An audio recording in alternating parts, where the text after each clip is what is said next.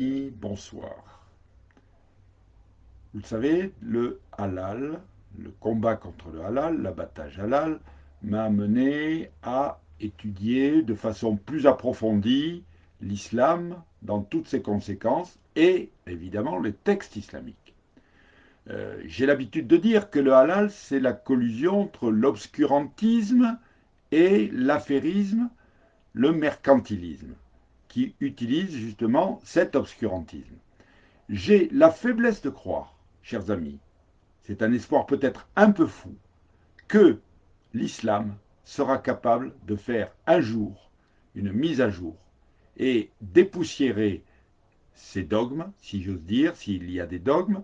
Et pour cela, il va falloir expurger le Coran de tout ce qui est contraire à ce que nous vivons, ce que nous désirons vivre dans nos pays. Et je vais vous prendre un exemple qui m'a fait, enfin, qui m'a fait à la fois plaisir et poser un certain nombre de questions après l'assassinat horrible de cette policière à Rambouillet.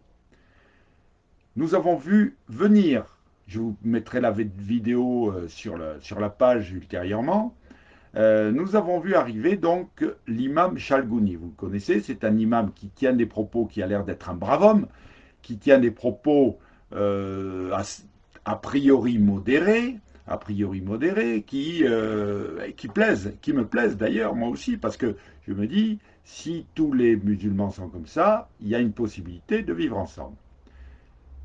Mais il y a quand même quelque chose dans ce dialogue. Il y a un journaliste qui pour une fois, parce que les journalistes n'ont fait aucun effort pour comprendre, pour aller au fond des textes, et décortiquer un petit peu ce que l'islam enseigne. Le journaliste pose une question à partir de 12 minutes à peu près.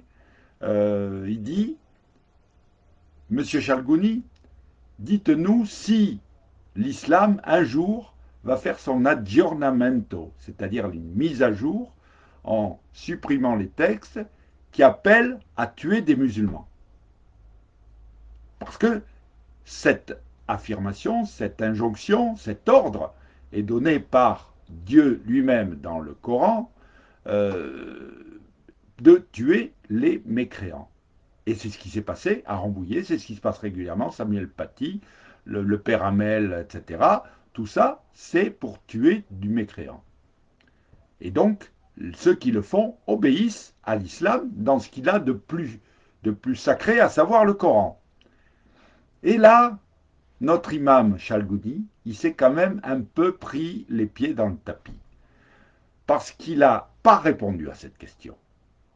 Il a dit, mais non, ceci, cela, mais c'est les salafistes, c'est les frères musulmans, l'islam politique, c'est-à-dire qu'il a utilisé exactement la phraséologie, les figures qui sont imposées donc dans le débat public pour justement ne pas examiner au fond ce que dit l'islam.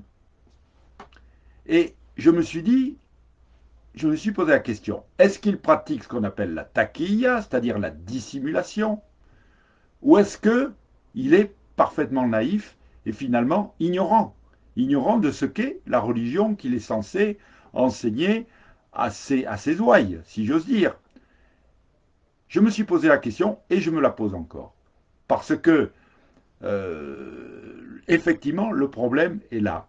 Comme pour le halal, pourquoi est-ce que les musulmans sont aussi attachés, notamment à la viande halal, alors qu'ils pourraient évoluer sur cette notion, puisqu'ils sont capables de comprendre, enfin je l'espère, que l'animal, s'il souffre, c'est pas bien, que l'animal, si on lui coupe la trachée de l'œsophage, ça va entraîner des souillures de la viande, et qu'il n'est pas normal que le consommateur paye une taxe qui va alimenter l'islam dans un pays qui est laïque comme le nôtre.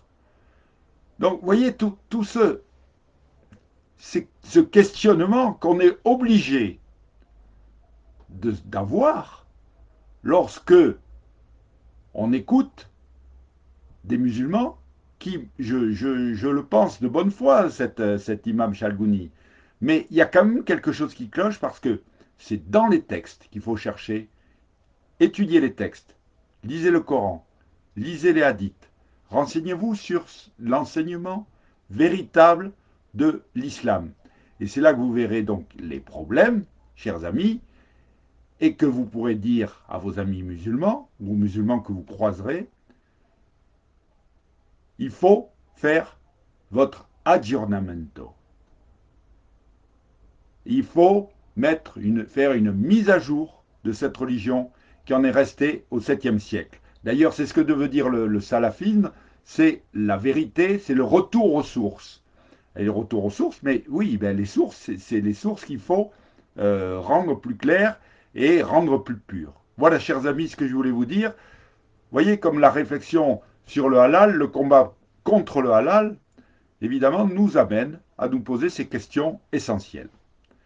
Je vous souhaite une bonne soirée et à ma prochaine vidéo. Je ne sais pas si vendredi j'aurai le temps parce que j'ai un emploi de temps un petit peu serré, mais j'essaierai quand même d'être présent à mon rendez-vous de vendredi soir à 18h30.